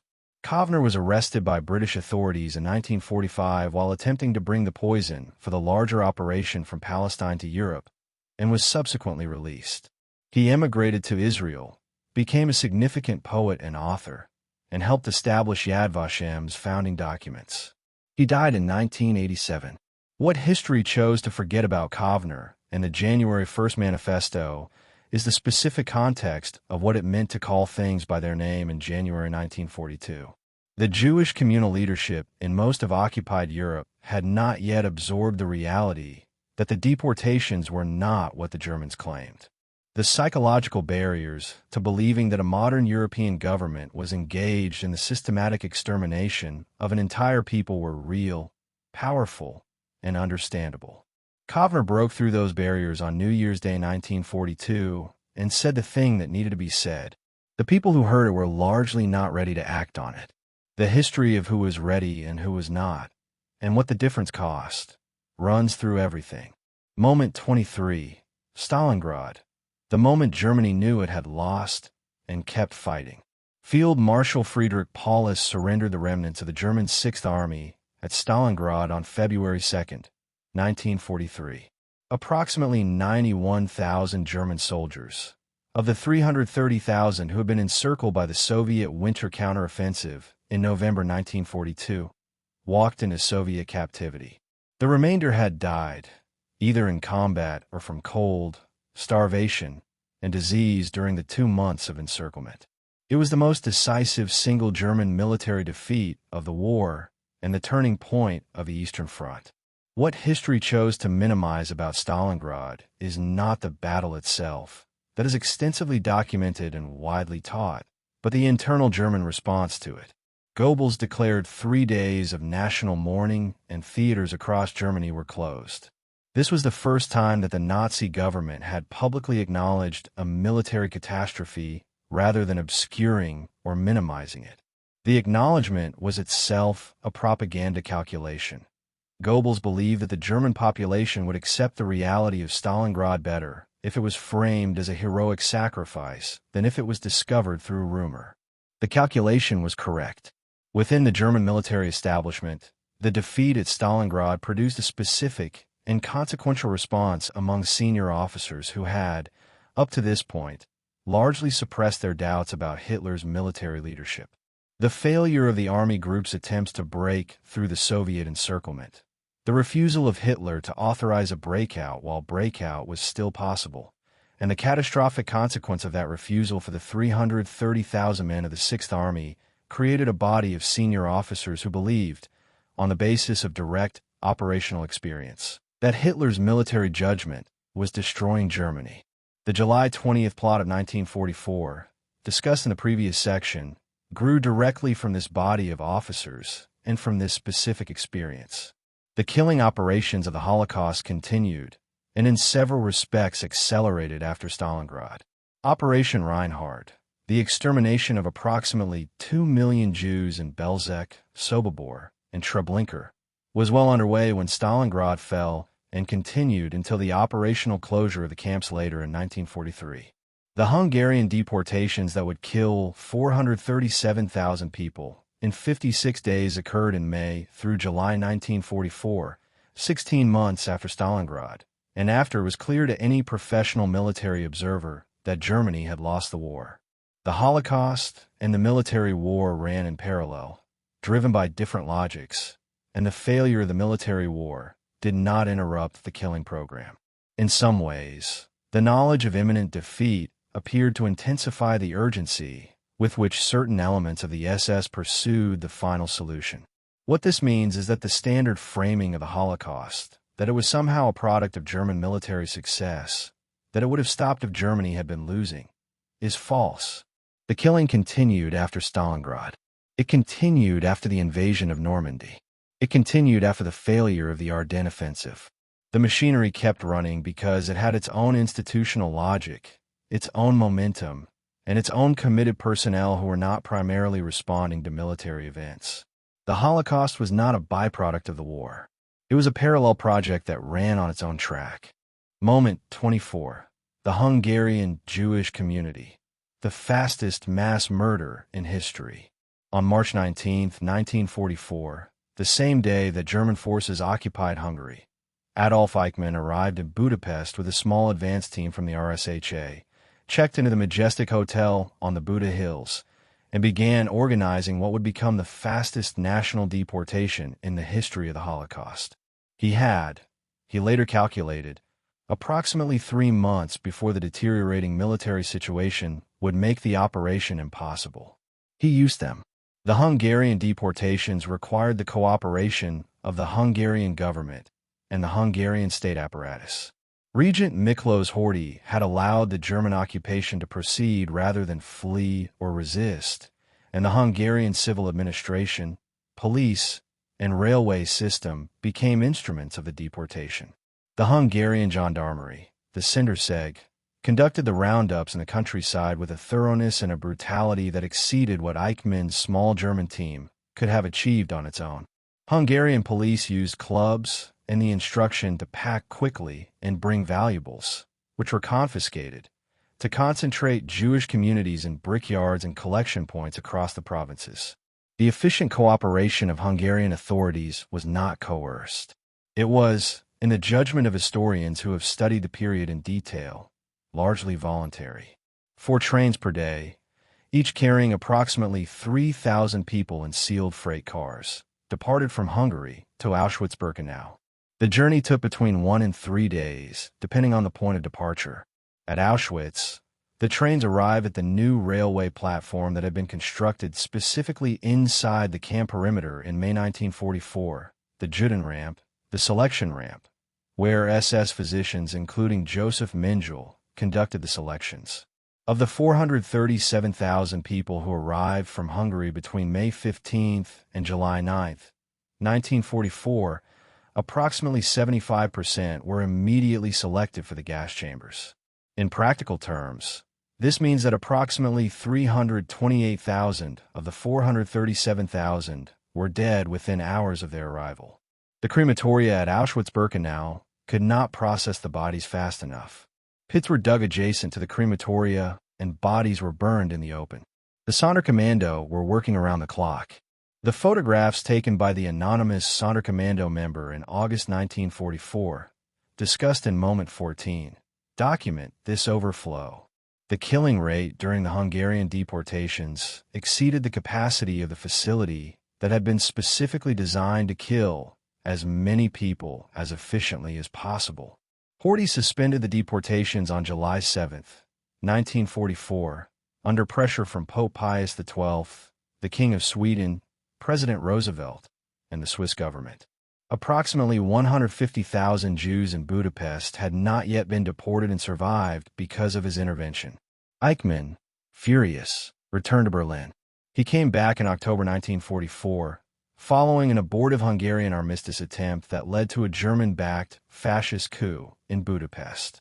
The Budapest Jews who had survived the summer were subjected to forced marches to the Austrian border and brutal conditions in the ghetto through the winter of 1944-45. The Soviet siege of Budapest, which ended in February 1945, saved those who remained. Moment 25. The Madagascar Plan. The alternative that shows what was always possible. In June 1940, following the German defeat of France, the Nazi government's Jewish Policy Office, under the RSHA, began developing a plan for the forced deportation of all European Jews to the French colonial territory of Madagascar, the large island off the eastern coast of Africa. The plan, worked on by Adolf Eichmann and various foreign policy officials, envisioned the deportation of approximately 4 million Jews to Madagascar, where they would be administered by an SS governor and held under conditions described as effectively punitive exile. The Jews of Madagascar would serve, in the language of the plan, as hostages guaranteeing good behavior by Jews outside German-controlled territory. The Madagascar plan was never implemented.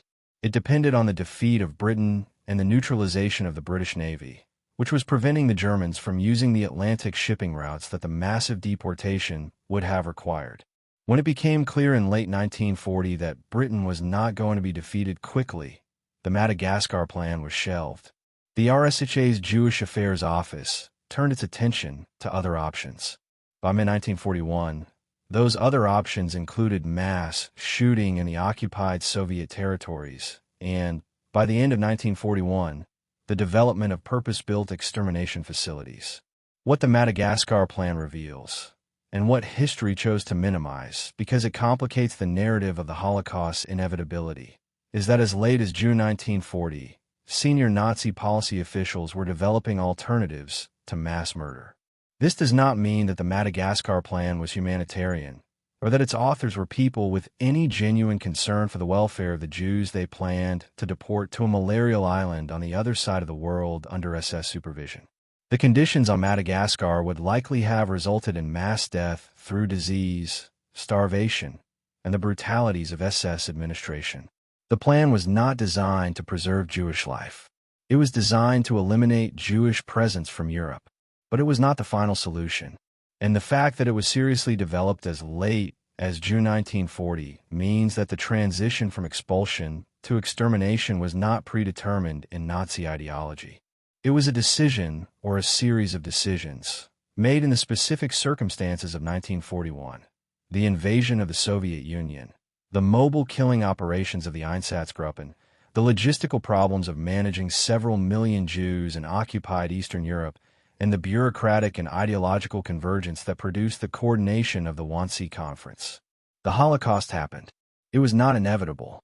And speaking of alternatives that were considered and rejected, the Madagascar plan sits alongside several other documented instances in which Nazi officials discussed or proposed alternatives to mass murder.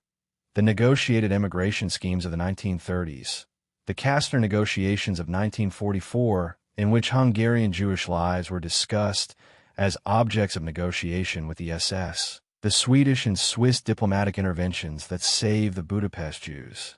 None of these alternatives was sufficient to save the 6 million. But their existence in the documentary record means that the statement, "there was nothing to be done," is historically false. There were things that could have been done. They were not done, because the choices required to do them were not made. Moment 26. Kurt Gerstein's report. The man who witnessed the gassing and told everyone. Kurt Gerstein is one of the most perplexing figures in Holocaust history. He was a mining engineer and a committed Christian who joined the SS in 1941, apparently with the deliberate intention of gathering evidence of Nazi atrocities for transmission to the outside world. He was assigned to the SS Hygiene Institute, and in this capacity arranged deliveries of Zyklon B to the extermination camps. In August 1942, he was present at a gassing at Belzec extermination camp and observed the operation in detail. Immediately after the Belzec gassing, Gerstein attempted to report what he had witnessed to as many people as possible. He told the papal nuncio in Berlin, who refused to receive the report and recommended that Gerstein forget what he had seen. He told a Swedish diplomat, Göran von Otter, in a chance encounter on a train from Warsaw, and provided detailed information about the operation of the death camps. Von Otter forwarded a report to the Swedish Foreign Ministry. It was filed. He told representatives of the German Protestant Confessing Church. He attempted to contact the Swiss. He attempted to reach Allied intelligence through various channels. Nothing happened. The information that Gerstein conveyed to von Otter, detailed, firsthand, from a member of the SS with direct access to the extermination facilities, was received by the Swedish government in 1942 and suppressed. The Swedish Foreign Ministry determined that the information was too sensitive to forward to Allied governments without risking its relationship with Germany, which was still an important trading partner.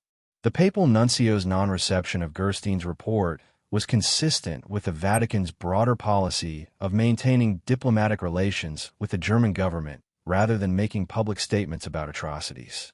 Gerstein was arrested by French forces at the end of the war. He wrote a detailed account of what he had witnessed, the Gerstein Report, which became significant evidence at Nuremberg. He died in French custody in July 1945. The manner of his death, officially listed as suicide, has been disputed by historians who have noted inconsistencies in the official account. He was 40 years old. He had spent 3 years trying to tell the world what he had seen, and the world had responded with bureaucratic filing and diplomatic caution. The Gerstein Report is one of the most important single documents in Holocaust history because it provides first-hand SS testimony about the operation of an extermination facility written while the author was still an active member of the organization. Its suppression by Swedish and Vatican authorities in 1942 is one of the clearest examples of the deliberate choice not to act on available information. The information was there. The choice was made not to use it. This is not a minor historical footnote. It is evidence that the mechanisms of silence around the Holocaust were not simply the result of ignorance.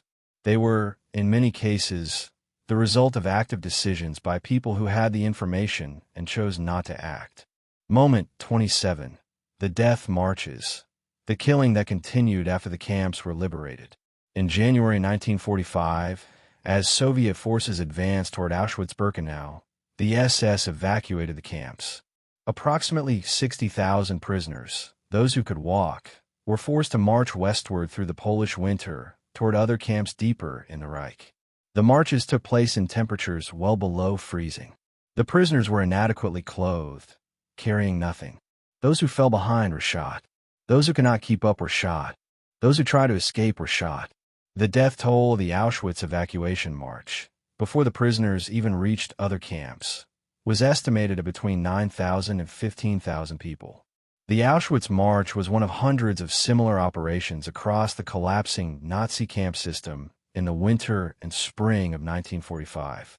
As Allied forces closed in from east and west, the SS evacuated camps in front of the advancing lines and marched or transported prisoners to other facilities, where the survivors arrived in conditions of extreme starvation and disease. Bergen-Belsen, which had been a relatively small camp earlier in the war, received tens of thousands of evacuation survivors and became, by April 1945, a place of almost unimaginable conditions. Mass starvation, typhus epidemic, tens of thousands of unburied bodies. The British forces who liberated Bergen-Belsen on April 15, 1945, were not prepared for what they found. What history chose to minimize about the death marches is that they happened in the open. The routes taken by the marching columns passed through German towns and villages. German civilians watched the columns pass. Some provided food to the prisoners, at considerable personal risk. Many watched without intervening. Some participated in attacks on prisoners who fell behind or who escaped. The death marches were not hidden. They were visible. German civilians who live along the routes of the marches could not claim afterward that they had no knowledge of what was happening to the prisoners. The knowledge was available. The choice of what to do with it was made, individually, by each person who watched a column of skeletal prisoners in striped uniforms march through their town in January or February or March 1945. The last death marches were still in progress when German forces surrendered on May 8, 1945. SS guards were still shooting prisoners who fell behind in the final days of the war. The killing did not stop when Germany surrendered. In all cases, there were documented instances of prisoners being murdered after the surrender by SS guards who had not yet received or did not accept the order to stop. The Holocaust's last victims died after the formal end of the war. The total death toll of the death marches, across all evacuation operations from all camps between January and May 1945, is estimated by historians at approximately 250,000 to 375,000 people. These are people who survived the camps, survived the selections, survived the labor, survived years of systematic starvation and violence, and were then marched to death in the final months of a war that everyone involved knew was over. They were killed not because they posed a military threat, not because their continued existence served any strategic purpose, but because the SS guards who were escorting them could not conceive of any other relationship to the people in their charge than a violent one, and because the institutional culture of the camp system had made murder the default response to any deviation from the march. Moment 28. The liberation of Dachau, and what the American soldiers did. On April 29, 1945, the 45th Infantry Division of the United States Army liberated Dachau, the first concentration camp established by the Nazi regime and the one that had been in operation for the entire 12 years of the Third Reich. What the American soldiers found was beyond what any of their training or experience had prepared them for. Approximately 32,000 surviving prisoners in conditions of extreme starvation and disease, a railway car filled with approximately 2,000 corpses that had been transported to Dachau from another camp, and facilities that bore physical evidence of 12 years of systematic cruelty. In the immediate aftermath of the liberation, American soldiers shot SS guards who had surrendered. The precise number killed has been disputed, with estimates ranging from 17 to 50. The incident was investigated by the U.S. Army, which found that some of the killings constituted violations of the laws of war. The officer who had ordered the guards to be disarmed and who was present when the shootings occurred was investigated but never court-martialed, in part because of the evident circumstances that had provoked the soldiers' response, and in part because prosecuting American soldiers for killing SS guards at concentration camp was politically impossible. The investigation produced a report and nothing else.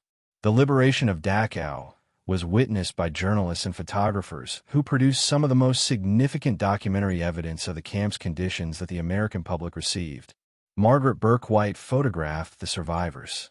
Editors in American newsrooms, who had previously been reluctant to publish images that seemed too extreme for their readership, began publishing photographs of camp conditions after the liberation.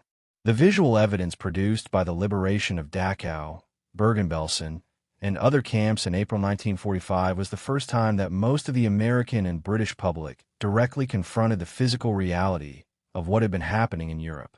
What history chose to minimize about the Dachau liberation is the specific experience of the survivors, the complexity of liberation for people who had been in the camp system for years. Liberation was not simply joy. It was a physical and psychological rupture that the survivors had no framework for, coming at the end of years of systematic destruction of every other frame of reference they had possessed. Several thousand prisoners died in the weeks following liberation despite American medical efforts, their systems too damaged by prolonged starvation and disease to recover. The liberation was real. The damage that preceded it was also real and did not end when the gates opened. Moment 29. Victor Klemperer's diaries. The observer who recorded everything from inside. Victor Klemperer was a professor of Romance philology at the Technical University of Dresden who was Jewish by ancestry, though he had converted to Protestantism and was married to a non-Jewish woman, and who spent the entire 12 years of the Third Reich in Germany, recording in extraordinary detail what he observed, experienced, and felt. His diaries, published after his death as "I Will Bear Witness," run to thousands of pages and are the most complete surviving record of what it felt like to be a Jewish person living inside Nazi Germany from the moment of Hitler's appointment as Chancellor to the moment of liberation. Klemperer was, in many respects, an extraordinary observer precisely because he was determined to observe. He had the philologist's trained attention to language. He wrote a companion study to the diaries, The Language of the Third Reich, that analyzed the specific ways in which Nazi language transformed a degraded German, creating euphemisms for atrocity, introducing racial vocabulary into everyday speech, and gradually making the unspeakable expressible by first making it unremarkable. He documented the incremental progression of restrictions on Jewish life in Germany, each one individually manageable, the aggregate devastating, with the precision of a scientist recording experimental observations. He survived the war through a combination of factors. His marriage to his non-Jewish wife, Eva, which protected him from the earliest deportations. Eva's determined advocacy for him with German authorities on multiple occasions. Luck, and a final cataclysm that saved his life while destroying the city around him. On the night of February 13, 1945, the Royal Air Force bombed Dresden in the operation that is among the most contested of the Allied air campaign. The firestorm that resulted killed between 22,000 and 25,000 people, a figure well below the vastly inflated numbers claimed by Nazi propaganda and repeated for decades afterward. In the chaos of the bombing, Klemperer removed the yellow star from his coat, and he and Eva walked out of Dresden into the chaos of collapsing Germany. He survived the war. What Klemperer's diaries reveal, and what history chose to minimize because it is so deeply uncomfortable, is the texture of incremental persecution. The diaries document not the dramatic moments, but the small ones. The day he was forbidden to use the university library, the day he was required to give up his typewriter, the day he was moved to the Judenhaus where the remaining Jews of Dresden were concentrated, the day he was required to report to the police, the daily interactions with neighbors who were kind and neighbors who were contemptuous, and neighbors who had simply decided not to see him anymore. The gradual normalization of persecution, documented day by day in the diaries of a man who was determined to record everything because he understood that the record itself was a form of resistance, is one of the Holocaust's most important documents. Moment 30, the TOPF and Sons Archive, the company that kept the receipts. In 2011, the city of Erfurt in Germany opened to the public the archive of the TOPF and Sons engineering firm, the company that had designed, built, and maintained the crematoria at Auschwitz-Birkenau and several other concentration camps. The archive, which had been held in a building in Erfurt that was discovered after German reunification, contained the complete business records of the firm's concentration camp contracts, the design drawings, the technical specifications, the correspondence with SS clients, the invoices, the receipts. Toff and Sons was an industrial firm that had been in business since 1878, specializing in the design and construction of brewing and malting equipment. In the 1930s, responding to the expanding concentration camp system, the firm began designing crematoria for the camps, initially for the disposal of bodies from natural deaths and prisoner executions, and then, from 1941, in the context of the extermination program, for the disposal of the bodies of gas prisoners at a scale that required industrial engineering solutions. The firm's engineers, particularly Fritz Sander and Kurt Prüfer, worked directly with SS engineers at Auschwitz on the design and construction of the crematoria that served the gas chambers. The archive contains correspondence between TOPF engineers and SS officers that discusses the crematoria in the language of industrial engineering. Throughput capacity, fuel consumption, maintenance schedules, design improvements. The engineers at TOPF knew what the crematoria were for. The documents make this clear through the specific technical considerations they address: the optimization of disposal rates, the design of the ventilation systems for the gas chambers. The business relationship between a private engineering firm and the SS extermination program is documented in the same kind of business correspondence: professional, practical, focused on technical performance, as any other engineering project. After the war, the TOPF firm continued to operate under new ownership. Two of the engineers most directly involved in the crematoria design, Kurt Prüfer and Karl Schultz, were arrested by Soviet forces and died in Soviet captivity. Ludwig Toff, one of the firm's owners, committed suicide in 1945. The firm continued under a different name until 1996. The archive was not open to public scrutiny until 2011, 66 years after the war ended. It is now a public memorial site in Erfurt. What the Toff archive reveals, and what history chose to leave an Erfurt warehouse for 66 years, is the mundane commercial face of the Holocaust's industrial infrastructure. The gas chambers required engineering. The engineering required engineers. The engineers required a firm to employ them and clients to contract with them and invoices to be paid and maintenance schedules to be kept. All of this is in the archive. The Holocaust was not only a product of ideology and terror, it was also a product of commerce. Moment 31. The Kastner Affair, when saving 1,700 lives became a crime in Israel. In the spring of 1944, Rudolf Kastner, a leader of the Hungarian Jewish Relief and Rescue Committee, entered into negotiations with Adolf Eichmann and his SS superiors in Budapest.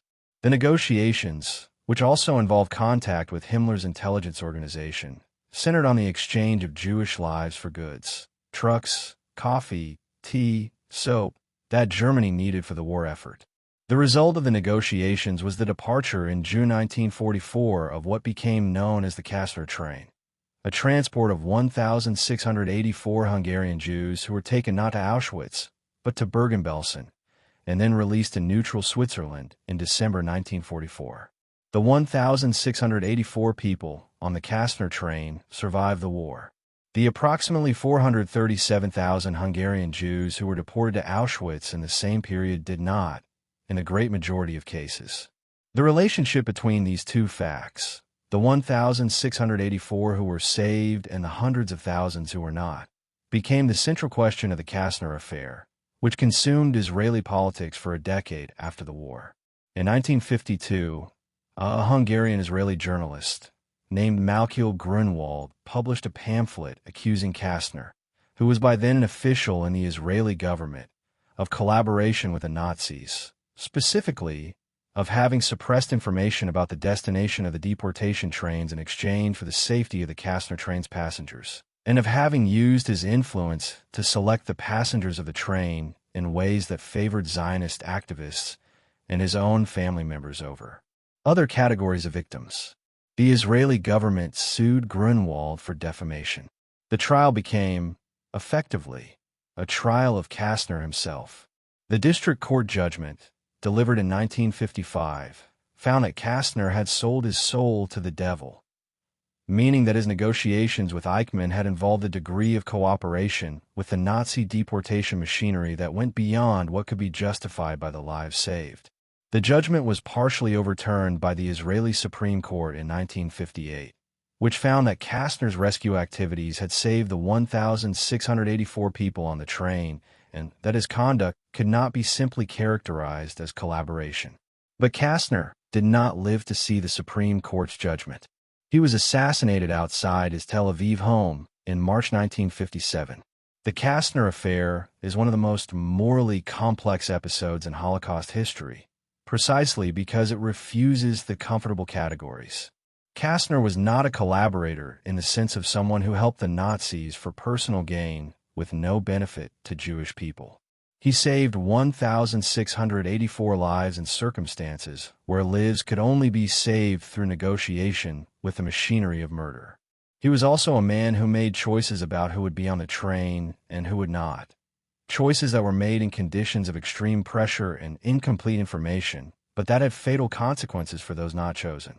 The debate about how to judge his choices, whether to honor the 1,684 he saved, or to condemn the circumstances that made saving them contingent on negotiating with Eichmann, has never been fully resolved and may not be resolvable. Moment 32. Simon Wiesenthal and the Limits of Justice. Simon Wiesenthal survived Mauthausen concentration camp and emerged in 1945, having lost approximately 89 members of his family to the Holocaust. He could have emigrated to Israel or the United States and rebuild a life as a survivor. Instead, he spent the next 60 years hunting Nazi war criminals, documenting, investigating, pressuring governments, identifying perpetrators, and working to bring them to trial. He is credited with contributing to the identification or capture of approximately 1,100 Nazi war criminals, including Adolf Eichmann, Franz Stangl, and numerous others. He died in 2005 at the age of 96. The Wiesenthal Center's operational life spans the post-war period and illuminates, through the specific cases it pursued, the architecture of impunity that the world built around the Holocaust perpetrators. The governments that declined to prosecute, the intelligence agencies that protected assets with criminal records, the corporations that hired former SS officers, the countries that refused extradition. All of them are documented in the center's files, because Wiesenthal spent 6 decades trying to work around or through each of these obstacles in specific cases involving specific people. The reckoning that Wiesenthal's work produced was real, but partial. Eichmann was captured and tried. Stangl was extradited and convicted. Barbie was eventually returned to France. But Mengele died in Brazil, unindicted. Brunner died in Damascus, unindicted. Müller disappeared entirely. Of the thousands of perpetrators who walked out of Germany in 1945 and built new lives, the number who faced any legal consequence at all represents a small fraction. The fraction that faced consequences proportionate to what they had done, life sentences served in full, rather than shortened by clemency, is smaller still. What Wiesenthal's work revealed, and what history chose to leave insufficiently prominent, is that the pursuit of justice for the Holocaust perpetrators was not a collective project of the international community. It was, in large measure, the project of a single survivor and the organization he built, working against the institutional resistance of governments, intelligence agencies, and legal systems that had multiple reasons to prefer that the perpetrators remain unaccounted for. The justice that was achieved despite the systems that should have produced it, not because of them. In one of his last interviews, Wiesenthal was asked whether he believed in God after the Holocaust. He replied that he did, and that he also believed that when he died and stood before God, God would ask him what he had done with the extra time he had been given, the years of life that had been taken from the people who had died in the camps. He said that he hoped he would be able to say that he had not wasted it. He was 96. He had not wasted it. The question of whether the world gave him the institutional support he deserved in the work he had taken on is considerably more complicated. Moment 33. The moment every archive reveals. The gap between what was known and what was done. The 33rd moment is not a single event with a date and a location. It is a pattern, the pattern that emerges from every preceding moment in this examination, and that constitutes, in the end, the central hidden truth of the Third Reich's history. At every stage of the Nazi persecution and genocide, from the earliest boycotts to the last death marches, the information required to understand what was happening was available to people who had the power to respond differently. The gap between what was known and what was done is the forgotten moment that contains all the others. In 1933, the boycott, the book burnings, the sterilization law, the Concordat were all public events, covered by the international press, analyzed by scholars, and responded to with diplomatic non-intervention and economic normalization. In 1936, the Rhineland was remilitarized in clear violation of international treaties, and France had the military capacity to respond and chose not to. In 1937, the Hossbach Memorandum documented Hitler's war intentions in a meeting attended by the senior military leadership, who objected briefly and were removed. In 1938, Kristallnacht happened in full view of the world and produced diplomatic protest and no change in immigration policy. In 1941, British intelligence was reading the Einsatzgruppen kill count reports. In 1942, the Regner telegram reached the American State Department and was suppressed. Kurt Gerstein told the Swedish diplomat von Otter what he had witnessed at Belzec, and the Swedish Foreign Ministry filed it. In 1944, the 4 Sonderkommando photographs reached the Polish government in exile and were filed. The bombing of the Auschwitz rail lines was requested and refused. In 1945, the death marches passed through German towns in full view of the civilian population. The gap between what was known and what was done is not primarily a failure of intelligence or information. It is a failure of will, the deliberate choice made by individuals and institutions at every level to receive information about ongoing atrocity and to determine that the cost of acting on it was greater than the cost of not acting. This calculation was made in the American State Department, in the British Foreign Office, in the Vatican, in the Swedish Foreign Ministry, in the International Red Cross, in the American Olympic Committee, in the German churches, in the German universities, in the German Military Officer Corps. The Holocaust happened inside a world that had the information and made the choice. This is the moment that history chose to forget because it is the moment that indicts the most people. The atrocity of the camps can be attributed to a specific group of perpetrators within a specific country. The calculation that allowed the atrocity to proceed without adequate external resistance implicates virtually every institution in the world that had the information and the position to act differently. Acknowledging this does not distribute guilt equally. The perpetrators bear the primary responsibility, always. But it does expand the frame of accountability past the comfortable perimeter of the Germans. And that is the expansion that the post-war world, for understandable political reasons, preferred not to make. 33 moments. 33 specific, documented, historically verified points of entry into the history of the Third Reich that the standard narrative leaves on the periphery, not because they are minor, but because they are too revealing. They reveal the mechanisms of popular support and international accommodation. They reveal the specific calculations made by individuals and institutions that collectively enabled the worst genocide in history. They reveal the resistance that existed and the price it paid. They reveal the justice that came and the vast majority of the justice that never did. We dropped into chaos with the Night of the Long Knives and the Reichstag fire decree. The opening moves of a dictatorship so rapid and so visible that they should have been unmissable. We built tension through the closed exits of the mid-1930s. Hindenburg's death, the Saar plebiscite, the Rhineland gamble, the Berlin Olympics. We escalated through the machinery at full operation. The Hossbach Memorandum, the White Rose, Operation Anthropoid, the Sonderkommando photographs, the Wannsee Protocol's misfiled survival.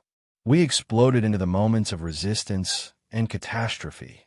Kristallnacht and the world's non-response, the July 20th plot and its failure and its savage aftermath, the Warsaw Ghetto uprising's 27 days against military power, the Sobibor revolt that destroyed an extermination camp from inside, Abba Kovner's January 1942 declaration that called things by their name before almost anyone else was ready to hear it. We watched Germany know it had lost at Stalingrad and keep the killing going for 2 more years. We watched the fastest mass murder in history unfold in 56 days in Hungary, while Allied aircraft flew missions in the region. And we reflected on the liberation that revealed the damage, on the diaries of the man who recorded everything, on the engineering receipts kept in a warehouse in Erfurt, on the unbearable complexity of the Kastner affair, on the 60 years of Simon Wiesenthal, on the gap between what was known and what was done. The history of the Third Reich is not primarily a story about monsters. That is the version that gives us the most comfort, because it keeps the pathology at a safe distance. The actual history, the history in the archives, in the business records, in the diplomatic cables, in the personal diaries, in the operational reports, is a story about human beings making choices, about institutions making calculations, about the difference between the response a situation morally required and the response it actually received. Every single one of the 33 moments in this examination had an alternative, not a guaranteed alternative. There were no certainties in 1933 or 1938 or 1942, but a possible alternative, a road not taken, a choice that could have been made differently by a person with the institutional position and the information in the moment. The boycott did not have to go unanswered. The Rhine did not have to be crossed unopposed. The Regner telegram did not have to be suppressed. The rail lines did not have to be unattacked. The alternative paths were real. The people who could have taken them made different choices. Understanding those choices, not in order to distribute blame retroactively across populations that no longer exist in their historical form, but in order to understand what choices look like when they are made under pressure, inside institutions, with incomplete information and the full weight of institutional and social inertia pressing toward an action, is the work that this history demands of every generation that inherits it, including this one, including you, right now, wherever you are as you come to the end of this. The history of the Third Reich is not finished. It is not over. The documents are still being opened. The mass graves are still being found. The mechanisms it employed are still recognizable in political systems that claim to be something different. The lesson that these 33 forgotten moments collectively teach is not one that can be learned once and filed away. It is one that has to be relearned in the specific circumstances of each new political moment by people who understand enough of the history to recognize what they are looking at when they see it. If you stayed with this all the way to the end, whether fully awake or drifting in that half-conscious space where the most important things sometimes settle most deeply, thank you. The history deserves that kind of attention. Subscribe if you want more. Like if this found you. And rest now. You have done serious work tonight. The history is here, in the record, waiting for whenever you need it. Sleep well.